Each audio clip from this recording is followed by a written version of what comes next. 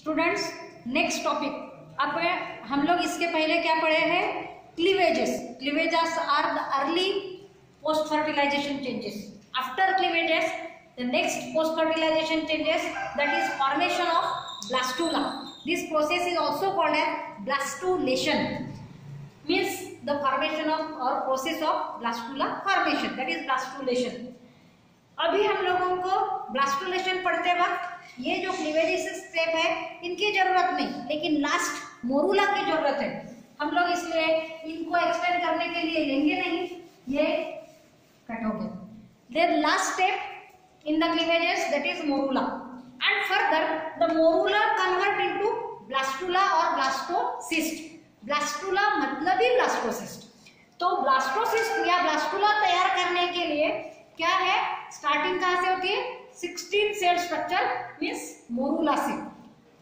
then morula, this morula enters in the uterus after fertilization within 4 days। Fertilisation के बाद 4 दिन के अंदर, 4 दिन खत्म होते तक ये मोरूला यूटेरस में पहुंच जाता है। यूटेरस गर्भाशय, बच्चेदानी, और यूटेरस में वहां पे एक फ्लूइड सीक्रेट होता है, that is the like milk, whitish, इसलिए उसको बोलते हैं यूटेराइन मिल्क। यूटेरस में फ्लूइड सीक्रेट हो रहा है, सफेद होता है दूध के समान, इसलिए उसको यूटेराइन मिल्क बोलते हैं। जब ये मोरूला यूटेरस में चले जाता है, it absorb this uterine milk, तो यूटेरस में ये फ्लूइड एब्सॉर्ब करता है। और आपको मालूम है कुछ भी जब पानी एब्सॉर्ब करेगा तो जितना पानी अंदर जाएगा उतना उसका साइज क्या हो जाएगा? फुल जाएगा। तो इस तरह से मोरूला यूटेराइन मिल्क एब्सॉर्ब करने की वजह से उसका साइज बढ़ता है, राइट। धीरे धीरे ज़ोना पेलुसिडा डिजेनरेट होना शुरू हो जाता है। अब तक ज़ोना पेलुसिडा ने इस डेवलपिंग एम्ब्रियो को, ये जो सभी है इसको डेवलपिंग एम्ब्रियो बोलते हैं, इनको यूटेरस में कहीं चिपकने नहीं देना है या गलत जगह पे नहीं चिपकने देना है करके क्या होता है? रोकता है। ये ज़ोना पेलुसिडा है तब तक यहाँ ये कहीं नहीं चिपकेगा।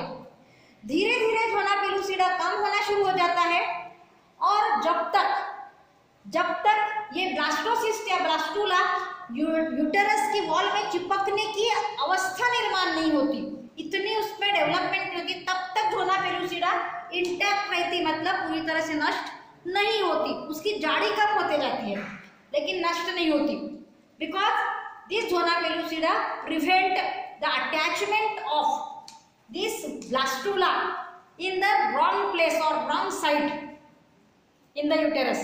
ये गलत जगह पे चिपकने नहीं देता। When this blastula reaches to the proper site of implantation, मतलब ब्लास्टुला जहाँ चिपकना चाहिए यूटेरस में, उसको फिट होना चाहिए, उस जगह को बोलते हैं साइट ऑफ इम्प्लांटेशन, और इस क्रिया को बोलते हैं इम्प्लांटेशन। तो इम्प्लांटेशन की जगह तक वो प्रॉपरली नहीं पहुंचता, तब तक ज़ोना पेलुसिडा उसको रोकती है, और जब वो पहुंच जाता है तब ज़ोना पेलुसिडा पूरी तरह से नष्ट होती है।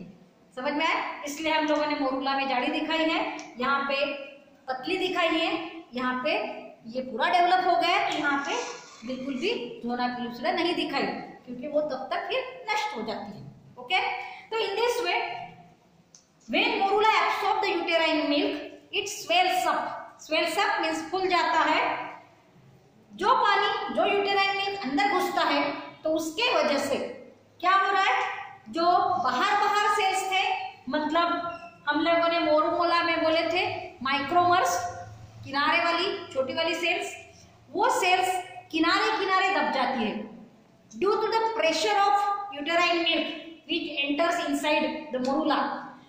It press these outer cells and that's why these become flat। तो देखो किनारे सेल्स साइड में हो जाती है, वो प्रेशर जैसे जैसे फ्लूइड अंदर जाएगा तो वो सेल्स दबती जाएंगी और एंड में वो फ्लैट हो जाती है। देखो यहाँ पे किनारे की सेल्स चपटी हो गई, यहाँ पे अलग है ना। तो इस तरह से as the uterine milk enters in the morula, there the increase in size means the gap between the outer cells and inner cells of morula increase। इस तरह से अंदर की जो सेल्स होती है जिनको यहाँ पे एम्ब्रियो ब्लास्ट या फिर inner mass of cell, inner cell mass और इनर मास ऑफ सेल्स बोला है। ये सेल्स और बाहर वाली मतलब किनारे वाली जो सिंगल लेयर सेल है, छोटी वाली सेल्स में माइक्रोवर्स्फीन, इनमें गैप आ जाती है, बराबर है। इस तरह से inner cells shift on one side, अंदर वाली सेल्स एक साइड में किनारे में एक साइड में चले जाती है और दूसरी साइड से जगह खुली हो जाती है। यहाँ पे ये जो खुली स्पेस पैदा हो गई, तैयार हो गई इनर और आउटर सेल्स में, उसको बोलते हैं ब्लास्टोसिस्ट कैविटी। कैविटी को दूसरा वर्ड होता है सील, COEL सील। तो हम लोग कैविटी ऑफ ब्लास्टोसिस्ट बोलो या फिर ब्लास्टोसिल बोलो, दोनों का मतलब एक ही है, ये और ये एक ही मतलब है, समझ में। तो ब्लास्टूला के स्ट्रक्चर में कैविटी है, इसलिए उसको ब्लास्टोसिल बोला है। सील का मतलब कैविटी, ओके। लेकिन ये कैविटी खाली होती है क्या? नहीं, इसमें क्या होता है? Uterine milk, okay. तो इस तरह से दिस ब्लास्टोसिल और blastocyst cavity is filled with uterine milk. Uretine नहीं बोलना, यूटेराइन मिल्क, है ना। तो इस तरह से ये भरी होती है। And the outer cells form this single layer of flattened cells, that layer is called trophoblast. अभी ये जो किनारे की सेल्स की लेयर बन गई है उसको बोलते हैं ट्रोफोब्लास्ट, क्योंकि ये बाद में फूड एब्सॉर्ब करता है, इसलिए उसको बोलते हैं ट्रोफोब्लास्ट। जब ये कंप्लीट स्ट्रक्चर तैयार हो जाता है उसको बोलते हैं ब्लास्टोसिस्ट या ब्लास्टूला। और ये कंप्लीटली डेवलप होने के बाद वो इम्प्लांटेशन की जगह पर यूटेरस के उस जगह पे जहां पे उसको फिट होना है वहां पर पहुंच जाने के बाद जोना पेलुसिडा पूरी तरह से डिजनरेट हो जाती है, नष्ट हो जाती है, डिस्ट्रॉय हो जाती है। And now this blastula become ready for the further conversions and implantation also. And for this, after fertilization, it requires near about 7 days. 7 दिन के अंदर ब्लास्टोसिस्ट तैयार हो जाता है। समझ में आ रहा है? और अभी इसमें जो सेल्स तैयार हो गई, बहुत सारी सेल्स तैयार हो गई, क्योंकि अब 32 ही नहीं रहेगी, इसमें 64 संख्या कम ज्यादा होते रहती है, उसमें अंदर के अंदर डिवीजन शुरू। ओके, तो इस तरह से this embryoblast means inner cells mass, this form actual embryo, मतलब जो बेबी तैयार होता है, वो बेबी तैयार होने लेके बेबी के जो हर एक पार्ट्स तैयार होते हैं, वो पार्ट्स एम्ब्रियो के, मतलब एम्ब्रियो को फिर डेवलपमेंट फिटस बेबी जो तैयार होता है उसके जो पार्ट्स है वो कौन से सेल से तैयार होते हैं? दिस एम्ब्रियोब्लास्ट और इनर मास सेल्स। और बाहर वाला ट्रोफोब्लास्ट क्या काम करता है? ये डेवलपमेंट के समय एम्ब्रियो तैयार होने के लिए जो भी नई सेल्स तैयार होंगी उसमें डिफरेंशिएशन होंगी, अलग अलग सेल प्रकार के सेल तैयार होंगे, उससे ऑर्गन तैयार होंगे। ये सब होने के लिए जो फूड लगता है वो फूड एब्सॉर्ब करने का काम कौन करता है? ट्रोफोब्लास्ट से। और जब बाहर से है तो प्रोटेक्शन का भी काम करेंगे अंदर वाले का, ये तो कॉमन है ना, इस तरह से। ओके, तो यहाँ तक हम लोग ब्लास्टूला के स्ट्रक्चर के बारे में लिखेंगे। और इसके लिए कितने दिन लगेंगे? 7 दिन तक ये फिक्स हो जाता है।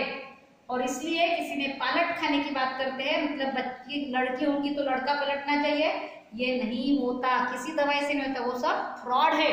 क्योंकि 7 दिन के अंदर ही ये फिक्स हो जाता है कि गर्भ कहाँ रहेगा।